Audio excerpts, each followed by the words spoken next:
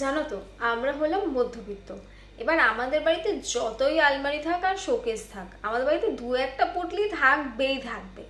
এবার ধরো তোমার কোনো ফেভারিট জামা কাপড় তুমি হয়তো অনেক কয়েক মাস আগে কিনেছো বা এক দু বছর আগে কিনেছো, যেটা তোমার ভালো লাগে পরতে, হঠাৎ করে তুমি আর সেটা খুঁজে পাবে না। এবার মাকে যখন জিজ্ঞেস করে মা আমার ওই জামাটা কোথায়, তখন মায়ের আনসার এটাই থাকবে, তোর জিনিস তুই রেখেছিস, আমি কি করে জানবো, আমি কি জানি নাকি।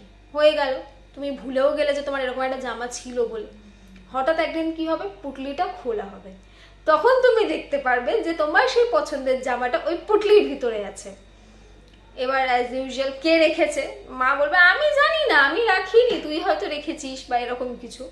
ইভেন আজকে আমার সাথে হয়েছে, আমার দুটো খুব পছন্দেরই জামা ছিল, যেটা আমি অনেকবার খুঁজেছি, খুঁজে পাচ্ছিলাম না, খুঁজেছি কোথায় গেছে কোথায় গেছে, লাস্টে ভুলে গেছি।